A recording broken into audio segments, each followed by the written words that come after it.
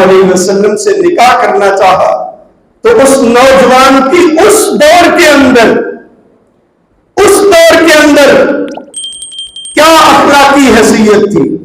2 सिपाही, 2 जासूस साथ रह गए कि जाएंगे शाम में क्या करते हैं, क्या ये कोठों पे तो नहीं जाते, क्या ये शराब खानों में तो नहीं जाते, क्या ये जुए खाने में तो नहीं जाते।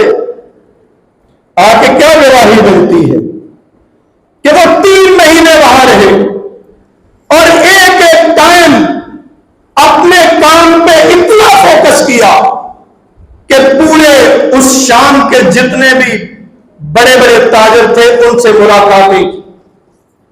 मुलाकातें की और तिजारत के हालात पूछे, मंडी के हालात पूछे।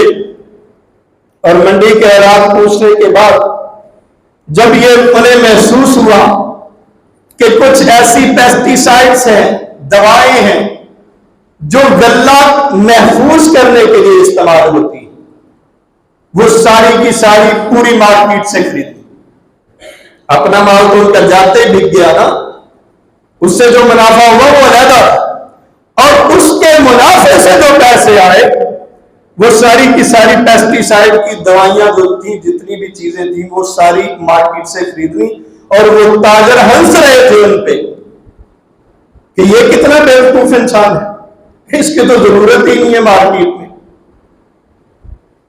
तो ये उठाई जा रहा है, सारी की सारी उठा ली। फिर 1 हफ्ते बाद वो गल्ला वहां पे पहुंचा।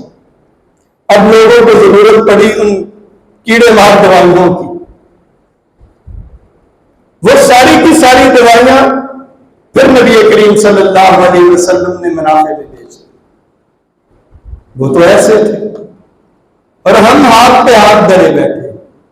खुदा की कसम है, जो कोई काम हम करते हैं, जो हमारा प्रोफेशन है, हम उसमें भी मुखलस नहीं,